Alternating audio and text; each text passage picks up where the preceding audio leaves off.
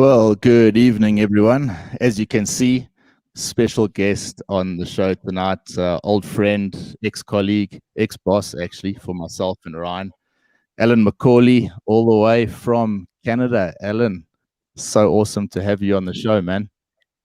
Great to see you guys. It's been a year plus, I think. Yeah, it's been a Happy while, man. I think the last time I saw you was in the SA Express management office there. You were busy sorting out all your paperwork, and then you were on your way. But what a process it became in the end for you to actually get across to Canada. I remember even before all this chaos started, man, you were hustling, trying to get things sorted, and yeah, eventually you made it. You're in Canada. We are sitting in Montreal. It is a process. I mean, it's a process anytime somebody changes countries, but you chuck in this pandemic, and right from the word go, we were supposed to be in Canada December 2019, and then various COVID-related issues. It just locked down in South Africa, and everything closed.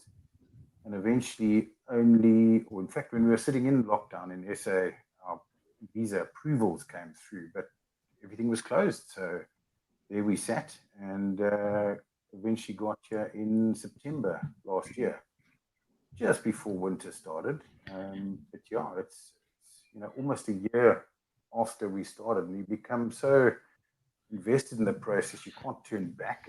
You've got to just keep flying forwards. Yeah, it's yes. I mean, the one thing we've spoken about a couple of times. I think, and I'm sure obviously the same for you, but we've become so involved in this small little world we live in now. I mean, I see the people that live in my immediate area. I obviously see Ryan and Brett every day, but even I've seen more of your face now than I have of some of our other colleagues and other friends, because you just lose that contact. And I think one of the things for us on this live broadcast is to try and bring that back. And it was so cool the other night when you shot me that message, and we said, hey, I'm sure other guys are interested in what you have to say. Why don't we jump on and do a bit of a show together so other guys can see you, and kind of this is what it's all about, bringing all the aviators together around the world, whether you were ex-colleagues of ours or anyone from ex-SAFers all around the globe, and not just South Africans but everyone else, making this sort of central source of people. And as you can see, people from all around the world: India, UK, Brad, Praneeth from India, and yeah, Marsha again from Mozambique. So good to have you guys with us. Thank you, guys. Yeah, well, I'm cool. Especially chuffed that my butt from the UK, Brad, has connected here. I didn't even know he knew we were on. Oh, so that's your butt, eh? That's my butt. That's my big butt. Awesome. Did you even remember you had a brother, Brett? I don't know. He's so busy doing building and renovations, he doesn't have time for me anymore. Yeah. But it was just his birthday, so. Happy birthday, so cool. Brad. Yeah, happy birthday, man. Yeah, it was so cool when Bryan said the other day that you were going to join the show. It brought back fond memories of one of our last pairings together. I think it wasn't long before you left Sax when we did that Cape Town pairing for a couple of days, flying up and down the coast. Oh, yes. And yeah, you nearly had me buying a KTM then. But now you've got more pressing responsibilities. Family. Yeah. How's the dirt biking there, Al? Have you got yourself a bike yet? No, we've just emerged. Winter's a different thing. You literally go into a cave and you kind of come out some months later, to a degree. Winter sports going on, and there are guys charging around on ski-doos, and it's bizarre. You've got this enormous lake, literally a kilometer away from here, and the whole thing freezes. And then you see these crazy people out there drilling holes in the ice and sitting there with a little tent over them and ice fishing. I guess that's what they do, but it's cold. So I haven't got into the dirt biking and stuff.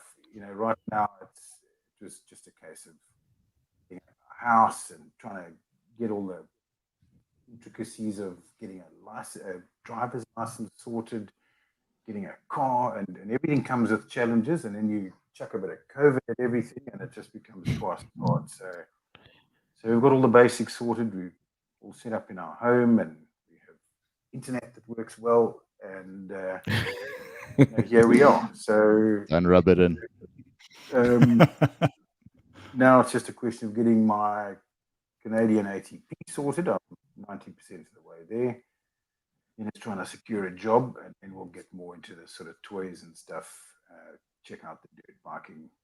Mountain biking is fantastic. Yeah, it's just really awesome to be able to jump on a bike on my own, head off into a forest, and the worst thing that can happen is I head on a log or something, but somebody will come along and rescue me. So that's something I'm very grateful for. Yeah, no, that's awesome, Al.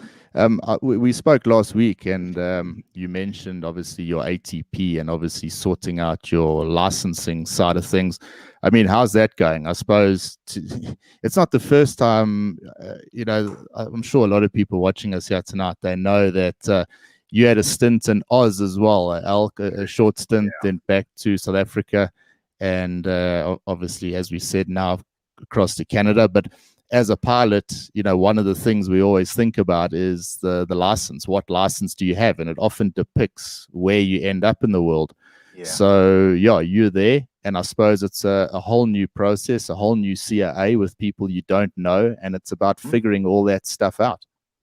Yeah, exactly. Coming here with a South African ATP, it's recognized to a degree. So you've got to write 3 subjects, then do a radio license, and then you technically don't need a flight test to get an ATP, but you need a profit check in the past 12 months. So that's a flight test. But once again, dealing with COVID, Transport Canada, equivalent of CAA, are short-staffed, understaffed. The exam facilities can only take so many people at a time because of all the COVID restrictions. So I managed to book myself an online course with Aero Course, and anybody that comes here, I would suggest they do the same. Very good course. They just narrow down. There's a lot of content that you've got to get through, and they just narrow it down. So got through that, but that was in December, and I've been battling since December till now. I literally wrote a week ago. Those are the first exam bookings I could secure, and got 2 of the subjects, and the third one I ended up getting 68.8%. So I missed it by 1. But fortunately, in the exam center there, I got a booking for the 13th next month. So I'll go and wrap that one up, and then that's the hard part done. From then, it's just a matter of doing a flight test, getting that radio license out the way, paperwork in, and then we can set sail. Oh, no, that's awesome. Yeah. I've received through the podcast a hell of a lot of questions about, guys in a different position to you, Al, where you've managed to move offshore and you plan on staying offshore. And obviously there's a lot of guys that are overseas right now that are wondering if they're going to have to come back to South Africa. And obviously, all the stresses and stuff that come with that. And again, obviously, that's where the licensing side falls in. People haven't necessarily worried about their South African licenses for a while, but now all of a sudden, it's guys are trying to work that out. So quite a stressful time, I think, for people around the world. Obviously, it's been no lack of stress on your side as well. I mean, moving house is one thing. Moving house to another country is another thing, and moving house to another country during a global pandemic is something totally different. I mean, you said to me the other night, I don't think you've had a cup of coffee yet with your neighbors. No, that's just it, and I think, us as pilots, we are risk averse. That's I guess why we're good at the job we do, and we're not out there, most of us being entrepreneurs and so on, because we that's our jobs. We manage risk all day. That's really airline pilots about. And that said, we're not comfortable when we can't manage the risks around us. And now you chuck in a move like this, you suddenly find yourself completely out of control, no fuel remaining, no alternates available, but you just got to keep plodding on. So it's a very uncomfortable space. Certainly for me it was. Because you start this process and you start cashing in pensions and providence and all the financial aspects that go around it. Then you start trying to sell a home. Then there's all sorts of issues around houses being transferred when COVID lockdowns are on. And again, trying to coordinate and control all these things is impossible. Then all the paperwork that goes with it, flights availability. Can't you get in to Canada? All the quarantine issues that came with it. We ended up having to rent a house here, and we actually ended up paying for it for 6 months before we moved in. That's just how it unfolded. So many things out of your control, and you've eventually got to kind of let go. And that's what came through in one of your shows today was just letting go. And it's not about blindly plodding on, but there's a lot of things you've got absolutely no control over, and particularly right now. And for one's sanity, you've got to let go of a lot of those things you've got no control over and focus on the positive things and the things you can control and press on with that. Yeah, I know for sure, Al. I mean, Brett, maybe you can jump in here as well, because I know Al enjoyed what you had to say the other night, and there's been some horrendous news in the South African market this last week with what's going on with mango. I mean, we said, I remember specifically 2 weeks ago on the podcast, mango needs to be either given a chance to survive or they need to close down. But now you hang this knife over the guys' heads. I mean, Ryan, we went for a beer the other day with Sean Purvis, a good mate of ours. And I mean, Sean was there telling us what he thinks is going to happen. And obviously, anyone that knows Sean knows he's always positive. And so were we when we were chatting to him. But this is what is so difficult in this country. This is what is so difficult with what happened to us. I mean, look, I'll admit, when Sachs went through its drama, it took us a couple of days to actually comprehend, is this it? Is this the end? And Ryan, you've spoken about it plenty of times about, it was only when you make that commitment, right, that's it, move on, that you can actually get over this. But really, our thoughts do go out to all the Mango staff affected by the possible suspension of ops. I mean, we don't know yet. It might be sorted out. But right now, I know that feeling of being at home, wondering if you've got a job, wondering if you're going to get paid. It's an awful, awful feeling. But Brett, I mean, Alan touched on, something you mentioned on the show the other week. And I've got a big kick out of listening to you on the podcast about what you have to say about that disconnecting. So for the people, I'm sure, our audience here is a little bit different to our Friday show. So, I mean, just give us your take again, because I know Al got something from it. So please, anyone else that's out there listening, I'm sure will gain something. No, for sure, Brian. Al, I'm glad you enjoyed that, because that really is my area of focus. Focusing on yourself, figuring things out for yourself, taking responsibility in this current situation is often seen as a very difficult thing to actually do, but you have to do it from a perspective of, you can't control what the airlines are doing. You cannot control what government is doing. You cannot control what the CAA is doing. Bryan spoke about all these guys that are sitting around thinking they're probably going to get kicked out of those countries and they're going to have to come back to South Africa. What do they need to do? Those are the things you can take responsibility for.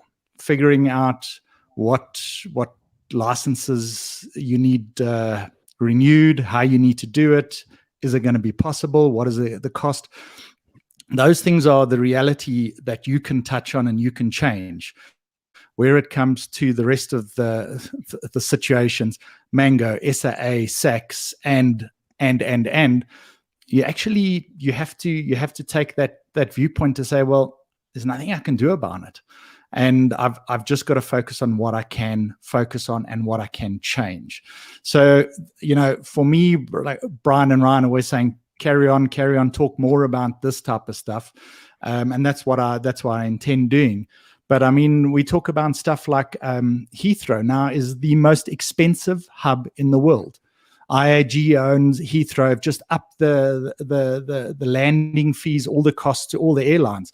You would think at this time, these guys would turn around and say, okay, let's do something. Let's make this work. They're not interested. They want to recover money, £3 or £4 billion that they want to recover, and they'll get it right. But the airlines are going to suffer, and in turn, everyone else is going to suffer. So it's a difficult scenario. And if you look at organizations like the CAA, worldwide, every single one of them are under such amount of pressure that it's taking months to get licensed. Ryan, I mean, how long did take you to get your license renewed? I mean, it was 6 months? Yeah, it was quite a while. I think I did. No, but that was because of Ryan's internet, Brett. It had nothing to do with the CIA. It was just me. Slowed everything. Right, tell everyone what happened 5 minutes before we went live tonight, but also the last week of your internet, getting a new provider, sorting everything out, telling us that you've now got the best internet in the world. What happened, Drew? No, look, it's just been quite a story in my life for the last 5 days. Very stoked after last week's show when I saw how crap the quality of my internet connection was. I went out the next day, ordered a new service provider, got it sorted out, and then within 2 days, the internet got connected, and I was very excited that this week's show should be a lot better from my side at least.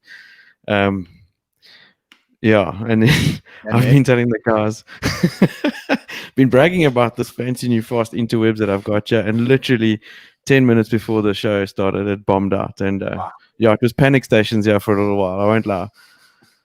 But you handled it. It's because it's not called interwebs, bud. That's okay. Yeah, I can see Brett's vein in the top of his head every time Ryan calls it interwebs. Anyway, but yeah, it's a whole learning curve, this whole going live story, and obviously there's quite a lot involved in it, internet being one of them.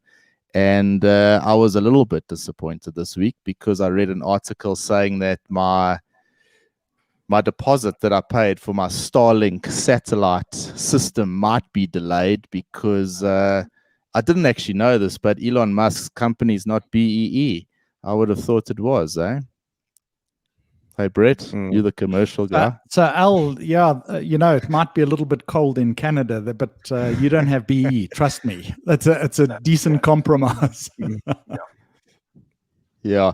But look at this last week went really well online, and a few different people came up and gave me a comment, particularly, and I'm encouraging anyone, even the ones not watching this live now, please shoot a comment on the chat forum there and let us get back to you. This also helps very much for our Friday show. So any content that comes in, it really does make a difference for the Friday show. Al, just going back, before we went live, I went into my logbook and I saw we last flew together 12th of August 2019, November Mike Echo, CRJ 200 to Umtata and back. And this tonight for me is awesome because I'm sitting with my 3 other mates here, and this is what we used to do in the flight deck. I mean, I remember specifically talking to you about going to Canada, what you were, what was happening, what you were doing, and this is kind of what it's all about. We now miss out on that, but I think we gain from it, from the podcast. So Al, it's so lekker to have you on the other side of the camera there and just have a flight deck banter chat. Yeah. And I think that's you guys really make a good team because you bring different stuff to the team. You all bring different elements and you complement each other so well in that. And I can tell you, that's what drew me in as well because I stay informed. I'm subscribed to a whole bunch of particularly aviation news channels.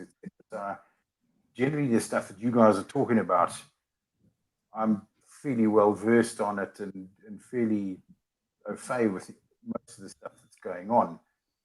But it's just me sitting here.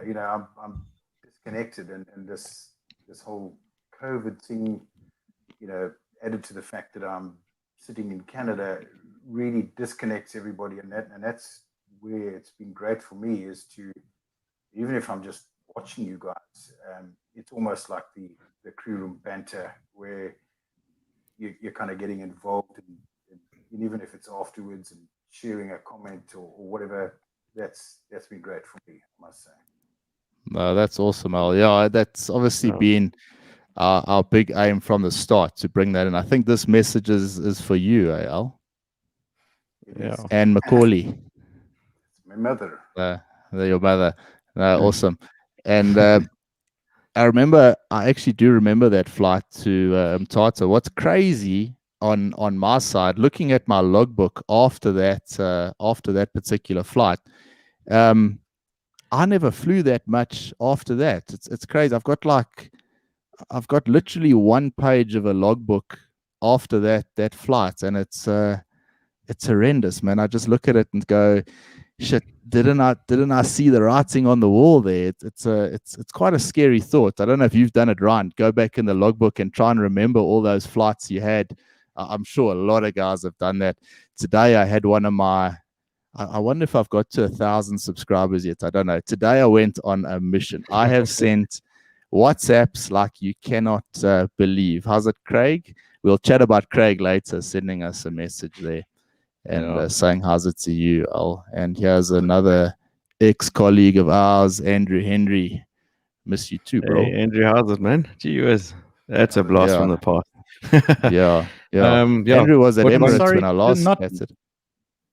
not to disturb, but Brian, 1,000 subscribers. Yeah, you just hit It's it. on. Is it? You just hit it, mate. Yes. Just job. hit it. There we go. Jeez, I've been sending messages today to try and ask people, hey, don't you mind shooting me a subscribe?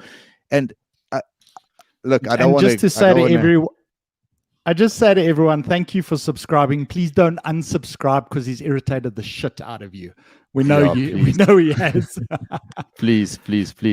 Yeah, I think I probably have irritated the hell out of people, and now they've just gone, oh shit, let me just subscribe so this Keep him asshole quiet. doesn't send me another email or another LinkedIn post or another WhatsApp. But it's been, and I actually encourage people to do this in some way.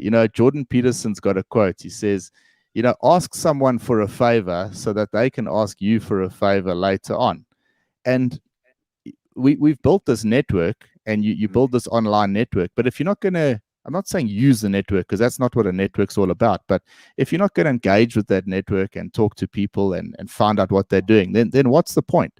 So it was this last month, I looked at it and I said, if I get 10 subscribers a day, then I'll have 1,000 by the end of the month. So it was a big goal for me to say, right, I'm getting 1,000 subscribers by the end of this month. So yeah, it was quite a cool project, and obviously just asking people for a favor and then allowing them to ask me for something in return. It's been a really cool thing to do. Kim, how's it? Hey, Kim, how's So it? just going through all the comments. Yeah. Now that you mentioned the last flight with Al, I just checked my logbook as well. Al, we last flew together on the 3rd of July, 2019 in the CRJ 700 Bravo Fox. It was a Cape Town, Walvis Bay, Cape Town pairing. Yeah, very cool, man. Yeah, and those were the last flights that I have flown, because I've literally been sitting around the last part in Joburg waiting for all these bits of paperwork and lockdowns and whatever to end before we could get stuck in and go. So I'm really looking forward to getting stuck in this side once we get that last exam out the way. And there are signs of positivity here. There's a bit of I'm sure you guys have been watching it, but they essentially declared, I think it's a $9 billion aid facility for aviation in Canada, which is a lot of cash, but there's appears to be quite a, how can I say, going on where they've just agreed to dish out a whole bunch of money to Air Canada. But now a lot of the other operators are, it's not a bailout, it's their loans. They're soft loans, but the bottom line is, loans are loans. They've got to be paid back at some point. And certainly some of the other big players here in Canada, they don't want loans. They want government to engage with other governments and put measures in place, facilitate that the industry can safely get going again. And so you've got literally two camps where one lot saying, give us cash and let's get going, and the others saying, no, we don't want your cash. Let's facilitate things and get moving. So far, it's just Air Canada that's had a bailout. And then part of that is they've had to then commit to giving just gone blank. It happens live. Yeah, all the people that have paid for tickets and wanted refunds, they're going to have to honour those. And then I think they've also had to commit to going and servicing various routes that they'd commercially pulled off of during this COVID sort of period. So they're actually going to go and fly some routes that probably shouldn't be flown, or certainly from a commercial perspective, and therefore incur further debt, which has got to be paid back. So I'm not sure it's a good strategy. I get the fact that, Canada, it's not like you can jump in your car and drive off to Bloemfontein because there isn't a carrier going there. East to west, we're looking at 7,000 kilometers. So, in most instances, you need an airplane when you need to go somewhere. So, if aviation is going to facilitate trade, and also in some of these places, literally an airplane is the only thing that can get supplies in there and medical staff and so on. So there's different drivers for it, but it is interesting to see how this is playing out, and there's a lot more robust engagement to happen before they decide exactly how it's going to unfold. El, what's the vibe like from a pilot's point of view at the moment? I mean, purely, look, you've spent a lot of time in management roles, and I think you've got that managerial mindset, and just the way you've spoken now is an indication of that. But from a pure pilot's point of view, have you picked up any gen on what the general feeling is? There's a lot of talk out of the States this week. Southwest, I know they're taking on more guys. United, Delta, all of them are looking at employing again. What's the feeling there in Canada? Different, literally south of the US border versus us. I mean, US is getting stuck in, and they're going for it. And I know there's been a lot of frustration voiced, if you like, by people that are not necessarily that well informed. But aviation is very easy to pause, but it's so hard to then ramp up again. As soon as you press pause, all the compliance issues just start racking up, whether it's just crew recencies or actual operational compliance issues, but it's difficult to get going again. That's what I think is not understood by those that aren't well informed. And especially at the moment, you've got different governments, different states, all with their own take on things. And until you get alignment, that then everybody's pulling towards the same goals, it's going to be very difficult to get crews back online, get them, our simulator capacity around the world was based on what we had flying. It was never geared towards stop everything and then get everything going immediately. We just don't have that sort of capacity in terms of training people and simulators to get vast amounts of people trained immediately. But back to Canada, there's again this sort of optimism. There's ads going out, and there's a lot of potential, but everything, literally the last 2 weeks has been the worst numbers in this whole COVID game. A very conservative response from the Canadian government here. And also, I think what's become abundantly clear is none of these experts around the world actually understand this virus nor its trajectory. Everybody's guessing. And a lot of the time, governments are really pandering to whoever's making the most noise for their own political gain, versus sticking to some science. And that's the problem. And it's so difficult for airline management right now to, on the one side, conserve what little funds are available, but gear themselves towards when the thing's going to get going again, because there's very small profit margins in aviation, and you can lose a lot of cash fast if you make some wrong steps. So you do see all the ads going out, and that's where the positivity is, but it needs this backing from government, and also more of a coordinated approach in a global sense. And you guys have certainly talked about that, and IATA's involvement, and IATA's got a brand new boss now, Willie Walsh. I'm sure you guys have seen that. Very no nonsense, knows his stuff. So I think he's the right guy in the job for now. But a lot of people don't get that IATA is actually just an association. They really lobby for coordination and change from sort of markets around the world. They're not regulators. They cannot govern what all these countries and provinces decide to do with their responses to COVID. So I think they're relying on the science and trying to put that to all the member carriers and member states.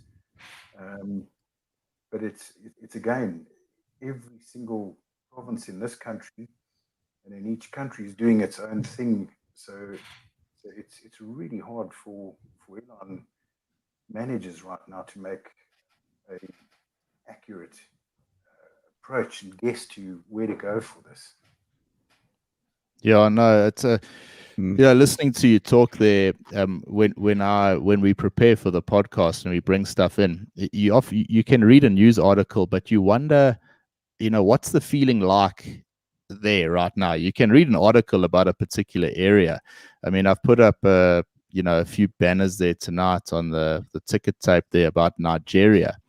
The airlines are popping up in Nigeria like you cannot believe. There's a new ATR operator going up there, and but I'd also like to get a feel. What's the consensus with all the pilots on that side? These positions are popping up, but unless you're there, you really don't get to actually feel what it's like.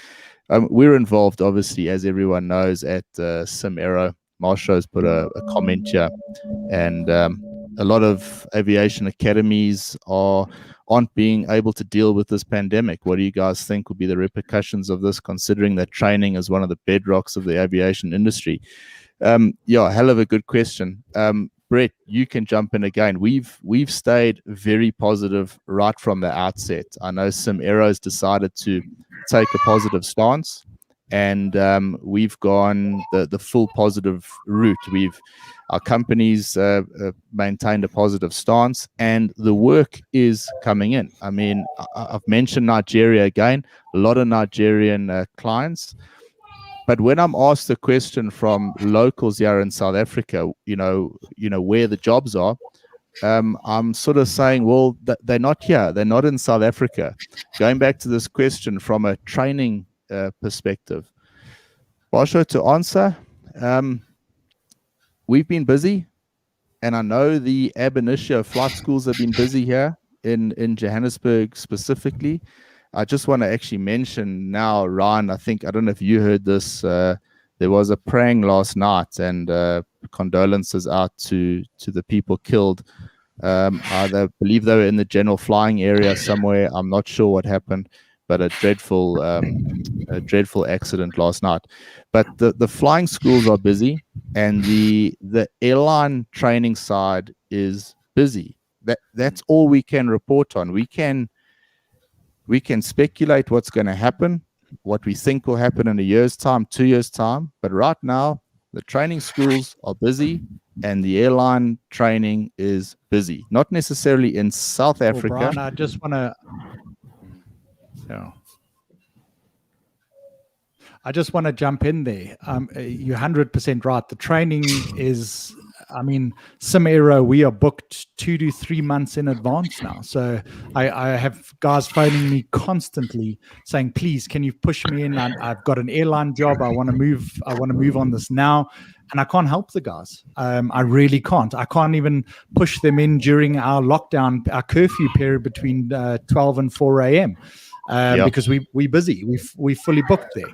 So if you look at, there's certain airlines around the world. I mean, if you look at Turkish Airlines, they are flying now 800 flights a day.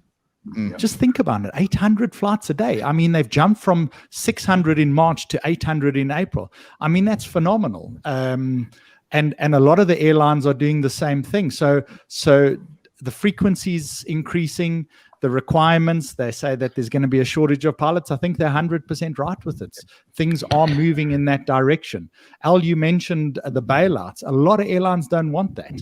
I can just imagine what the terms on those loans must be.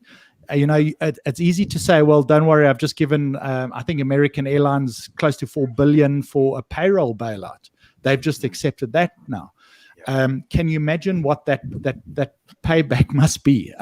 Government does not give an airline, a private business, that type of bailout without taking a pound of flesh. So I think a lot of airlines have been pulled away from it. But I think Marcio is 100% right. There's going to be a massive impact on training. As soon as these airlines like Turkish and the rest of them start pushing those numbers, there's going to be a massive demand, and I think Sim Aero in France, I think we've got 6,000 hours booked the next month. I mean, our sims are operating at full capacity. So, and we still can't keep up with it. So it's going to have a massive impact on the airlines, and hopefully it doesn't slow the growth, which we desperately need. Sure. What I've noticed as well from speaking to some of the students at Sim Aero lately, we seem to have a lot of private clients coming through as well, where the guys are certainly in Nigeria coming through and paying for the ratings themselves out of their own pockets. And you ask the guys, well, what airline are you working for? They're like, no, the minute we get back to Nigeria, if we show up with a rating in hand, then we'll get a job. So that seems to be the theme up there at the moment. The airlines aren't all that keen to obviously pay for guys and their ratings anymore, and the training bond thing seems to have fallen aside a little bit. So yeah, noticed that a bit. No, definitely, there's been a shift. We've seen it. I'm very cautious in saying to people, it's a difficult one. You get your ex-colleagues and they come and they say, are there any jobs out there? There are. They're not here. So you're going to have to get out there and look. If you want a flying job, this news of Mango this week, guys, what's that? 140, 150 odd pilots in the system. Those are 737, 800 rated pilots with lots of hours on those types. It doesn't do anything positive for the pilot industry in South Africa. However, man, there are still opportunities. There really are. And again, it was one of my big things tonight into having Al on, because just by seeing another South African with his wife across another part of the world, look, Al was an exceptional pilot. He had exceptional, managerial background, and he's managed to move across with his wife, and I know there's so many people out there that wish they could do the same thing, but you have to take the first step first. And I will be the first to say this wasn't something that happened on the 20th of March 2020. This was going back a long time ago. So you've got to take that first step. Yeah, no, definitely. There are jobs coming up. There's ads left, right. I'm not in a position to apply for them right now because obviously the first question is, do you have a Canadian ATP? And a lot of these auto CV sorters, that's a box tick. And if it's not there, well, there's not even any point in putting a cover letter saying, I promise I'm trying to get it, but it's Transport Canada's fault. It doesn't work that way. So I just need to go back to what we were talking about. There's things I'm in control of, things I'm not. Let's focus on what I am in control of. I've got a booking for that exam. I've got some study to do in the next 2 weeks, and we'll get that done. And then hopefully by then we're on a downward trajectory with this COVID nonsense, and there's a bit more clarity for a lot of the airline execs who are all waiting to jump in. There's a lot of pent up energy. You can feel it and see it, and all the discussions going on, and ads going out, and there's a lot of flying to be done in Canada, and particularly Air Canada. I'm sure you guys see you've got a lot of sort of franchise agreements with an SA Express type scenario, and a lot of those are kind of in flux at the moment, and there's a lot of markets that are not being served, particularly in some of these outlying areas, and it has created a space where a lot of people that weren't in the running to grab contracts or go and service areas, they're jumping in now. One of the airlines, that's PAL Aerospace, have also got PAL Airlines, PAL. They're very active, and particularly in Eastern Canada, and they're jumping onto routes left, right, and centre. They've got Dash 8s, so they're advertising all the time. And they, as I said, the guys, every disruption like this creates change. It does create opportunities for different people to play in, and there are people that have got cash ready to go, and they're jumping in and doing things. Flair Airlines is another one in Canada, low-cost carrier. They're not sitting with these legacy systems, legacy amounts of staff, old lease agreements on aircraft. They're lean, mean. They've got the right backing, and they're buying up aircraft left, right, and center. And when this thing goes, they're jumping on all these opportunities. The guys that were involved in SA Express's start, the Deleuze brothers, their operation out of Toronto City, they're paused at the moment. But again, they're just waiting for government to put all the to facilitate things and allow this startup to go, and they're going to rock and roll and go.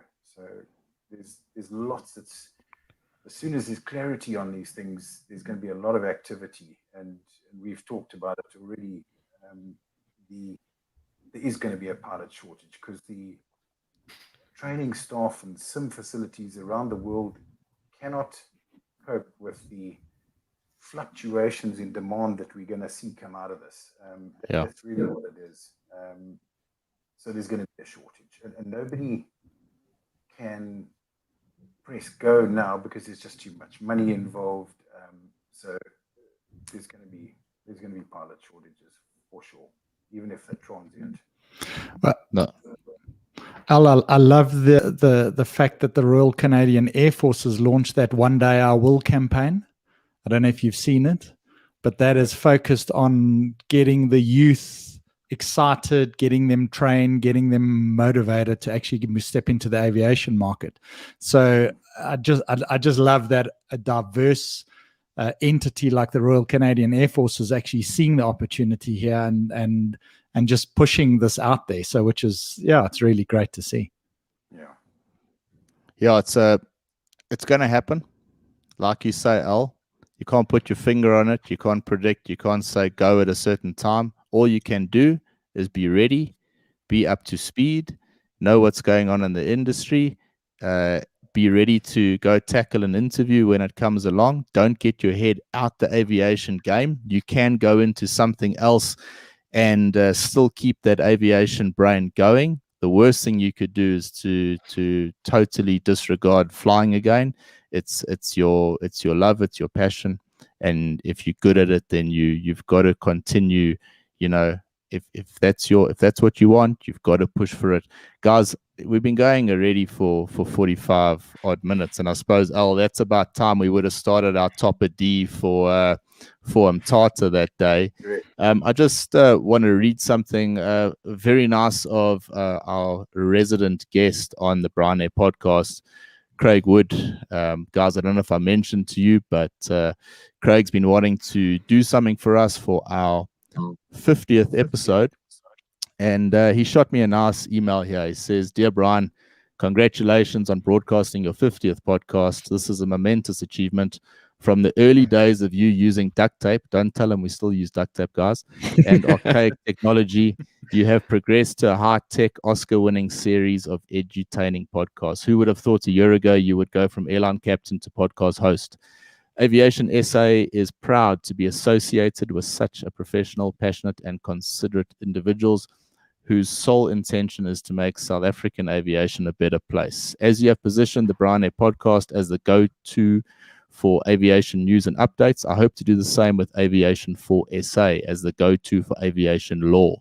Through our app, our goal is to make the industry safer by making it easy to access and navigate South African aviation law. As a gift, please accept 3 annual licenses to the Aviation for SA app valued at 2,000 Rand each. You may keep these licenses for yourselves. We won't be doing that. Thank you, Craig. Or offer them to your listeners and subscribers.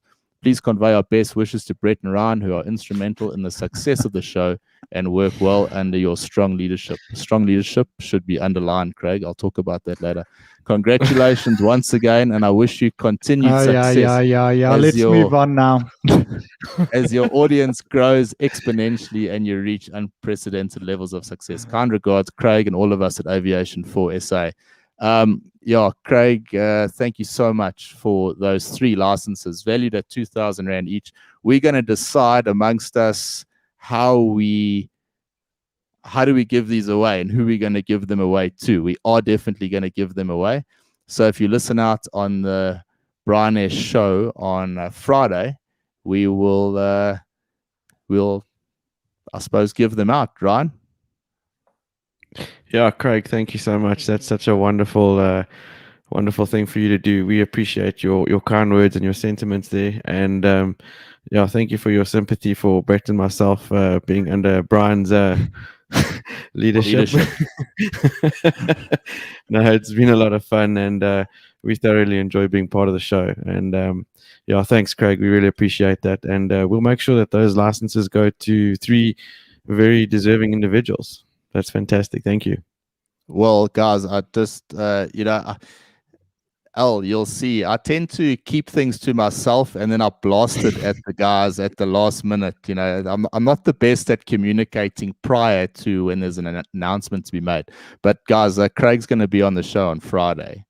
So I thought it'd be good to get him on. Fantastic. He's offered us the licenses so we can chat about it then as well. And there are so many guys asking me about their South African ATPs. So I'm going to do as much research as I can. Now, I can't promise, and Al will know this being my boss for 10 years, that my knowledge of aviation law is about as good as Ryan's. So I'm going to have to go search for it.